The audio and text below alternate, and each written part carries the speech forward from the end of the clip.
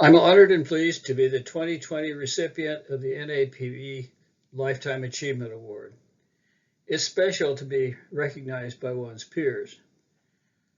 Also, I want to thank the members of the selection committee for choosing me and for the people who wrote letters of recommendation supporting my nomination.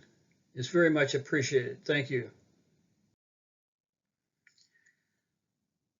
I don't have time to acknowledge individually all the people who have contributed to the level of success that I've had, but I do want to mention my parents and other members of the community where I grew up for their support of education and me personally. Also, Warren Gobelman, my major professor at UW-Madison, who, by the way, turned 100 this past spring, and other mentors there. I was also fortunate to be able to work with and to be the major professor for graduate students and postdocs that I thoroughly enjoyed. You've done very good, done very well after finishing your degrees, and I'm very proud of the accomplishments that you've made. I chose to talk on the topic of perspectives of managing change. This should ring a bell with those of us in NAPB because indeed there's been a lot of change just for the meetings these last 2 years, going from in-person to virtual. I think the organizing committees have done a really good job of doing that, so thank you very much. Yes, these times are changing, and each time there's a change, we have to ask the question, should I hang on to the old or should I grab onto the new? Change comes at us from all directions. When I first started working with Emeritus vegetable seeds, I came home one evening and remarked to Mary that this job as the director of worldwide breeding, I think is going to be quite good and fun when things settle down a bit. But guess what? They never really did settle down. There was always change going on. I should have expected this, but I didn't. And so we've been able to cope with this. Change comes from different directions. Some is expected and some not. Unexpected or unplanned. Some is incremental and some is abrupt. Some is widespread, such as the global climate change we're experiencing. Sometimes we can initiate change ourselves, and that can be very positive. It's really this ongoing change that creates much of the dynamic nature of plant breeding, but we have to be aware of change in order to influence the outcomes to our advantage. We also have to be able to cope with change. Be a person who brings solutions, not problems to the organization. Keep an open mind. Put yourself in other people's shoes. Don't rush to judgment. Practice continuing education and use cross-training for yourself and for members of your team to keep you updated to meet these challenges. When change comes, and sometimes it does, and it's threatening and can be overpowering, don't hesitate to seek help from others, and sometimes professionals. Well, each time we have these changes that we encounter, we have the opportunity to either reject or delay or to accept. Either way we do it, there's opportunities for risk and reward. Life's pretty much about risk and reward. If we miss opportunities, sometimes that's a big miss. Sometimes it's not so bad because things turn out all right. If we accept, we have to be ready to invest in new time, people, and resources. Should I hang on to the old or grab onto new? That can be a difficult question in every case. I've listed here the personal changes that I've encountered during my career as plant breeding, starting with the education that I received first from the University of Nebraska, then my graduate work at UW-Madison, and then a postdoc at the University of Minnesota. My first job was at UW-Madison, where I joined the faculty of the horticulture department, working on vegetable crop research and breeding, and teaching and education. After 22 years there, I had the opportunity to move to UC Davis, where I joined the faculty of the pomology department, working on fruit crops. That was a big change. Not only did we have to move from the Midwest to California, but I was working on perennial crops rather than the seed propagated annuals. It was quite different. I spent a decade there and then had the opportunity to move to the private sector with Emeritus vegetable seeds. again working on vegetable crops, but quite different, being in R&D management rather than research directly. After a dozen years there, I decided to retire and spent the rest of the time since then as an independent consultant. Each time I had decisions to make, individually, along with members of my family and others. Each time we could either grab onto the new challenge or not. I did, and I think it turned out pretty well. There were other changes occurring in plant breeding during my career, changes to the profession itself. When I began, we were using primarily phenotypic selection and quantitative breeding. It focused a lot on progeny selection and combining ability. And then the era of DNA-informed breeding was ushered in when DNA sequencing and replication became rather routine. And now we've integrated all of these things. We've added to the things that we had with new ideas, new technology, new science. We're in the age of integrated breeding.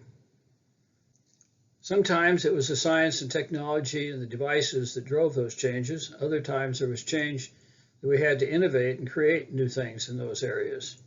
We're now in the era entering of genome editing and artificial intelligence, using big data sets and cloud computing. And I dare say there'll probably be as much change over the next 50 years as there has been in the past. I want to spend some time here with a few of the examples of change that have occurred to me and how I've addressed these changes. The first one that I recall was a big biological change that occurred after I had just gotten back from Nigeria in the early part of my career at UW-Madison. This was the southern corn leaf blight epidemic of 70 and 71. It occurred very abruptly, and it was one of the most damaging and costly outbreaks in agriculture in North America. It was due to a confluence of an over-reliance on the Texas or the T male sterile cytoplasm for the production of female inbred lines for seed production. And there was a mutant race of the inciting pathogen that had been rather dormant, had been around, but hadn't been of much consequence for a number of years. And it became very prevalent and caused this outbreak, along with genetic uniformity. This raised the red flag about genetic vulnerability from an overt amount of plant uniformity. We hadn't really talked about that much in the past, but it indeed became something that we needed to consider. There were direct and associated changes of this epidemic to the seed corn industry, where they had to change from the use of the T cytoplasmic male sterile seed parents and began again detasseling the seed parents, such as they'd done in the old days, until they found new sources of resistance, which is now being used.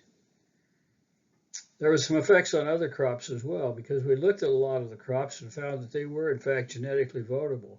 There was too much genetic uniformity.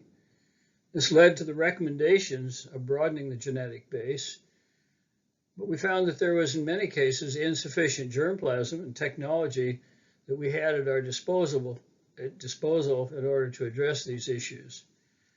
Overall, there was a good outcome of that, however, because there were more resources that were allocated for the collection and the use of germplasm. And there were new programs created. The first time we really talked about germplasm enhancement or pre-breeding. And these became rather common and are in use today. It also impacted my bean breeding program. Both the dry bean and the snap bean or the garden bean cultivars had a very narrow genetic base. We were having a difficult time producing new cultivars that were higher yielding and better in the culinary aspects. More diverse germplasm was needed. In order to use that, we'd be making wide crosses, and pedigree selection and recurrent selection were of limited value for this particular crop. So a new approach was needed.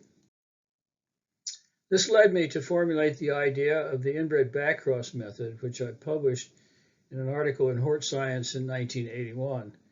I'm showing here the stick diagram of the process and the procedures used in developing inbred backcross lines for replicated trials and testing. Well, we know from experience that when both parents are superior or equal and relatively equal in genetic superiority, pedigree selection is preferred and is quite good, been used for a long time. When one parent's superior and one's poorly adapted, one or more back crosses increases the probability of recovering recombinants that are better than the best parent. So we need that for selection in the inbred back cross populations. And indeed, that's better than pedigree selection in these cases. I want to talk about a couple of other examples here. When I was the director of breeding at Emeritus, the first occurred when our director of seed stock and foundation seeds became ill after a trip abroad. He was severely ill and was out of work for 6 to 9 months. But the department functioned pretty well because they had undergone a lot of cross-training and a lot of exposure to each member of the department into the activities of other members. So that went pretty well, and they really didn't miss a beat until he came back in good health and could continue. The other situation in crisis management occurred when one of the associate directors of worldwide breeding and a key breeder in his group left rather unexpectedly. They turned in their letters of recommendation on a Monday morning just as we were getting ready for a research meeting. We weren't very well prepared for that, but we hadn't anticipated that, and we didn't know that was coming, and we didn't have anybody prepared to step in on that. And it took a while to fill these positions. So this led me to think in terms of how could we make some changes, and that led to the concept of transition planning. Well, what's transition planning do? Well, it considers the changes that we know will occur, but we don't know when or which they'll be. It answers the question of who does what when somebody's unable to do their work because of illness or absence. And it also provides an opportunity for each person to see what the other does, to find out what he or she does, put yourself in that person's shoes. If we do this in a good way and we can standardize this, there's some good outcomes. There are many people or several people in the department that understand and can handle each job of that team. It prepares the employees for other responsibilities and opportunities they may not have been aware of that they had some talent for. And most of all, it works pretty well for both planned and unplanned changes. Well, we're in the midst of at least 3 major changes that are affecting plant breeding, and I could list many more if time allowed. We have the COVID-19 global pandemic that we're hopefully on the way out of. We're in the midst of global climate change, which we don't know for sure how long that's going to last and the severity, but we know it's increasing. We're also, from the standpoint of our profession, we're undergoing a change in definition and the demographics of the plant breeding profession. In other words, who are the professional plant breeders that are being trained and moving into positions of leadership? And our challenge is how to respond to and manage amid these changes.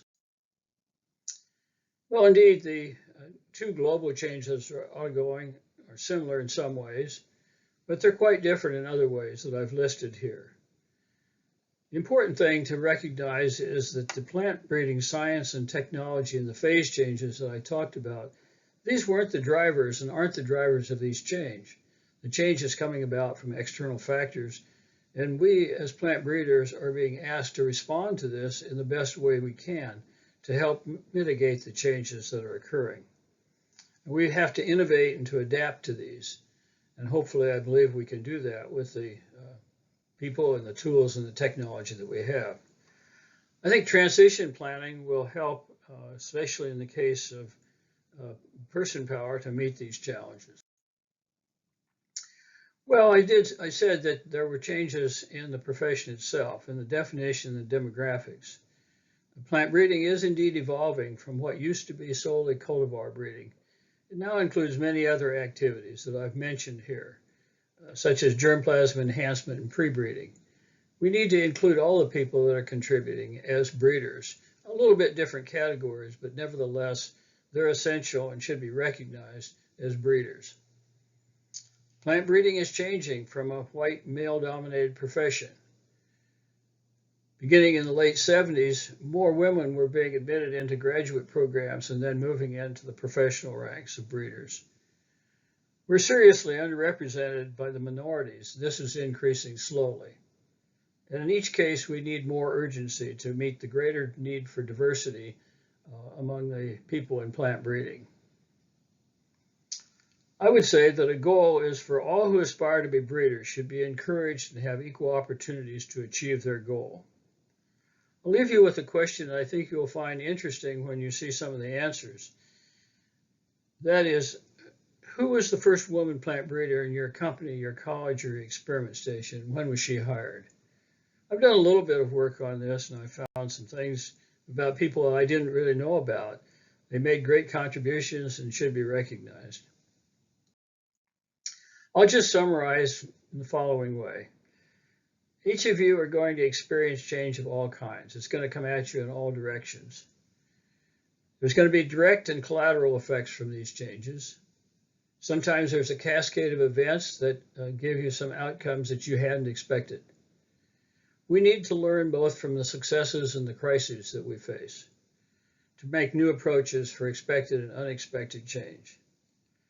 We need to embrace and support changes to plant breeding profession and expand the definition of plant breeding and the people who are being trained and educated and moved into positions of authority and direction.